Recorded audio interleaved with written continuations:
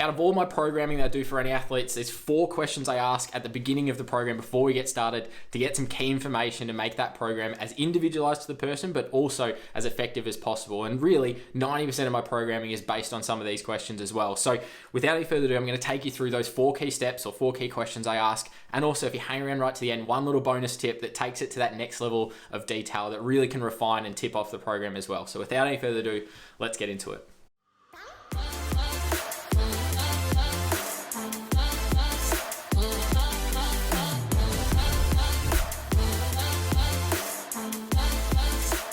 Hey, welcome back to the channel. Nick here, making sports science simple. And as I said in the introduction, we're going through the 4 key stages or 4 key questions really that I ask any athlete before going into building out their training program. Now, as I mentioned, this kind of makes up about 90% of the program. And they're really questions that not necessarily I'm asking directly of the athlete, they're also questions I'm asking just of my own thought process as well. And to understand what is happening first to make that program really, really effective. And the first one being, well, ultimately, what are the sports and the goals that we're trying to work towards? Is it a triathlete working towards 70.3 or sprint distance racing? Are we looking at a marathon runner or a short distance runner? Understanding the goals of the athlete, maybe what time they want to do over these particular events. Do they just want to compete and finish? Do they want to be able to go for a qualifying time for world champs? Do they want to win the event? All of these, obviously, are the first place you need to start. We need to understand what is the context of this training situation. What are we actually trying to work towards? Because that then dictates what are we actually trying to do and achieve overall. So that's the first key place to start. Make sure you really understand the goals and the actual sport itself. Not only just what an athlete wants to do, but we've mentioned on this channel before, you need to really understand what's the physiology behind that sport as well. Understand that long course triathlon's quite different to short course triathlon. Same for marathon running versus ultra running versus 1500 running. They're all very different events. They're all endurance based, absolutely. They're all very different events and require very different looking training programs to achieve optimal results. So you need to understand a combination of that, but that's always the first place to start. Make sure you know exactly what you're getting this person to train for in the first place. The second thing I start asking then is a bit more about their training history and what have they done previously. Maybe if they've gone through a bit of a program before for the same type of event. Maybe they went through and did a 70.3 triathlon. Now they're building up to another one. What did they do prior? What worked and what didn't? And the reason I ask that isn't necessarily to take some ideas, and sure, maybe some of that could give me a few ideas around what training I want to implement into their upcoming program. But I also want to get a gauge of where their physiology might be at before we get into any numbers and data and maybe testing and having a look at training sessions. I want to understand what are the sessions that they really enjoyed, because typically those sessions that they might have enjoyed and felt that were challenging, but they felt like they got a lot out of, might also be ones that are clearly suited more to their physiology, their genetics, which then can tell me a bit about how are they going to respond to some of this training. What types of sessions are they going to be really responsive to? And that's where we can maybe target more of the program to really start to drive some improvement. But also having a bit of a baseline of how much have they done prior. Are we talking about someone who's very, very beginner, starting from the start? Are we talking about someone who's trained for 5 or 10 years and constantly trained for 10, 15 hours a week? We have to understand what is their prior history from a training perspective, to then be able to go, all right, what's some appropriate loading strategies? What's an appropriate amount of volume in a week? All of these little complexities come from asking just what is that training history like? And that's also where you can dig into, have they done some gym and strength conditioning type work? Have they just gone out and done their sport? All of these little subtleties that then start to bring together, okay, I'm already starting to tick through in my mind, what might a typical week look like for this person now? And where might we take that and progress that? Or how could we progress that? Maybe do we need to regress it for a bit to manage any niggles or injuries that have happened over a little while? This is a really key part of the process in terms of asking what they have previously done. Because as I said, it gives us lots of insights into all different areas that we might want to tap into. And particularly when we're setting up a program, we need to know what has happened prior. Because ultimately, you don't want to just give the athlete the same program again. That's a big mistake that a lot of coaches can make. And I've made prior before as well. I'm guilty of it too, is that you might end up missing some of that information initially, taking that athlete through a new training program that ultimately gives them the same result that they were trying to avoid in the first place. Really important, understand their training history. What have they done before? What are they doing now? That can really inform that initial process as well. Question number 3 isn't necessarily a question per se, but it's really testing the athlete and asking them to go through and get some baseline data. And ultimately that comes from doing some form of testing. So whether it's field-based testing or whether it's getting in the lab and doing things like VO2 max, it doesn't really matter which way you go. It's just a case of identifying where is their physiology at right now? What can they do? What can they currently achieve? How hard can they push? What is their heart rate responding to different exercise intensities?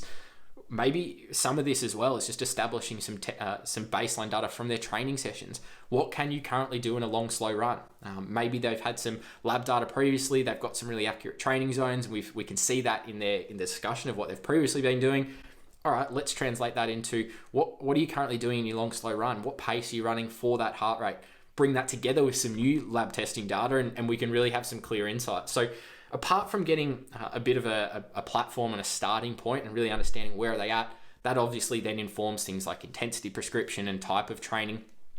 But also we can then reflect back on that and go, how are we progressing throughout this program? How is the body or our physiology changing over 6, 8, 12, 14, 20 weeks, depending on how long that process is? We have a benchmark or a starting point to really work back off. And if anything, that's then keeping not only the athlete accountable because they know where they were, they can see the improvement, but it's also keeping us from a coaching perspective or a writing the program perspective accountable to make sure that we are implementing effective strategies to see the improvement compared to that baseline. That's the ultimate, process of building our training plan or going through a training plan with an athlete, is that we need to see, well, ideally, we want to see improvement. And so by having this baseline data and baseline testing, it is a snapshot in time, gives us a lot of value, but it also gives us that starting point to go, all right, where are we now? Have a look back in 12 weeks' time. How have we progressed? Have we progressed really quickly? Which areas of our physiology have progressed? How do we now need to continue to change the program to continue some of this improvement? All of this is revolving around that baseline data and testing. A really important point, and this is probably my favorite point, or probably the point I put the most emphasis on, is the testing part, given that's predominantly what I do. But I think a lot of the information that we ask the questions beforehand about training history, about their sport, about their goals, this doesn't work without one or the other. They're both working together to get us the outcome. Sometimes I get more information from asking the questions. Sometimes I get more information from the athlete from their baseline testing and their assessment, because maybe there's a disconnect between what the athlete thinks they can do versus what they can actually do in a positive or negative direction. Sometimes there is a bit of disconnect. So having that honest conversation as a result of obtaining some of this data is really, really important and gives you a really good, solid starting platform to leverage the rest of the program off from there. And the fourth question that I ask, and the major thing I really come back to, is, well, what is this person's injury history like, or any potential rehabilitation history? And the reason I ask this is because, yes, we've obtained training history, and it probably comes up in that same conversation, but I like to separate this aspect out as a separate question or a separate component to the discussions when we're starting to build out the beginnings of a training program, because that's really going to refine in on some key details about how that athlete's processed some of that training before. They might be really good at telling you what they did, but they might not be able to connect that to maybe where some things went wrong in the past. They've been tracking in terms of they've had an injury and how have they come back from that, and where do we actually maybe need to take them? Do we need to be a bit more cautious and progressive, and what directions? Also, specifically in terms of the type of injury, that can give you a bit of an insight into a more likely injury to occur for that particular athlete. If we have a runner, for example, we obviously know the common injuries might be things like overuse injuries, so tendinopathies, particularly Achilles, maybe some patellar tendinopathy or knee pain type stuff, runner's knee, ITB syndrome, all of these are that classic overuse.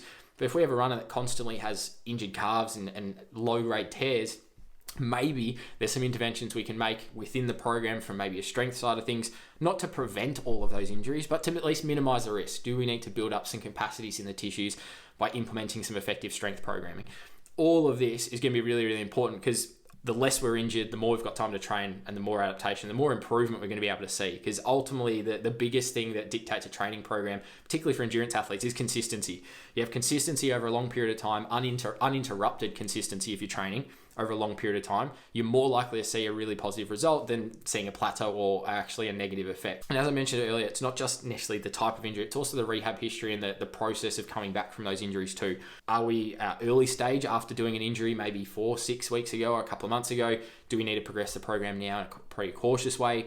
What part of that journey are we on? Are we a long way after? So was the injury 12 months ago? That information can be really important. Like I said, it comes a bit with that training history discussion, but I think it's a really important point to touch on, understanding a bit of injury history and what those processes have been in the past to manage those, recover from those, and move forward into training again. Thanks for sticking around all the way to the end. If you've made it this far, really I do appreciate it. And if you're enjoying these videos, please consider subscribing if you haven't already by clicking that big red button. And just before I get into the bonus point that I like to talk about, I just wanted to talk about a couple of bonus things that this channel has to offer if you do click the join button down below. So for less than $1 a month, you can become a member of this channel and gain access to some bonus content. In particular, if you've seen our performance vlog series where I'm talking about my training, my thought processes, There's a monthly video going up at the moment, full analysis of the training, like I would go through with a client or with an athlete, analyzing heart rate, strength sessions, having a look at my exact prescription and really the key thought processes behind it. It's available to members only. So like I said, for less than $1 a month, you can gain access to great bonus content like that on the channel, but also access to a number of other perks that will be added to the membership over the next little while. So if you are interested, click the join button. But back to our bonus for this video. So our bonus little tip for this one is, what are the other stresses and factors going on outside of training? Now, it seems a little bit off to the side, but I think it's a really important factor to consider is, what are the other things this person might have going on other than just their training? If we're talking about an elite athlete, maybe it's a little bit of a different scenario where they only are training and that is their job to be an elite athlete and perform, or a professional athlete. But for the most part, if we're looking at amateurs or even sub-elite, early days elite, just getting into the professional ranks, they might still have other stresses going on. They may have to have a job to support their professional career early on, particularly if there's not much prize money floating around or sponsorship opportunities early. So there's another stressor that is ultimately going to cause some form of fatigue. Yes, it may not be physical. It might very well be. I've worked with a number of amateur or sub-elite athletes who are in labor-intensive jobs. Maybe they're in the trades, builders and things like that. If they're not in that field, maybe it's more the mental and just overall fatigue of a long set of hours in an office job. It can be a little bit of an added fatigue that we don't necessarily want to have, but we also need to then find ways to manage that and ultimately balance some of those out. But balancing all these other stresses, family, a lot of other things, is sort of that next level layer of detail that I like to take everyone through prior to getting in. It's one of those things that if we're looking at training in isolation, it's not the most obvious point that we're going to cover. The 4 that I gave you before, understanding the sport and the athlete's goals, understanding what their training history is like, their baseline data and their injury history, those are the really performance key components that we really need for the program.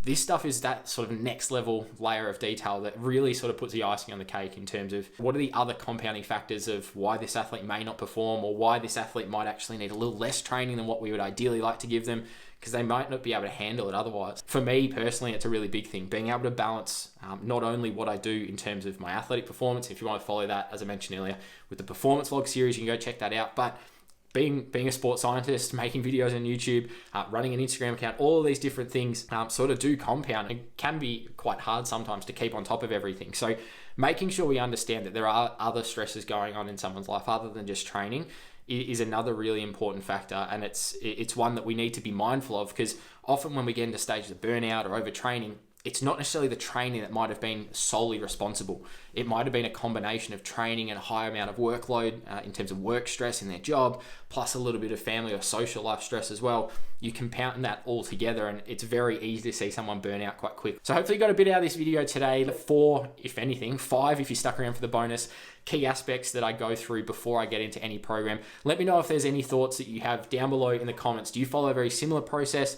Have you thought about these key things before? Is there anything that you think is additionally important that I might have missed on this list as well? Always happy to hear your thoughts down in the comments, and any questions you have, leave them there below as well. That's where we're going to leave it there for today. Hopefully you got a little bit out of it, and we'll see you in the next one.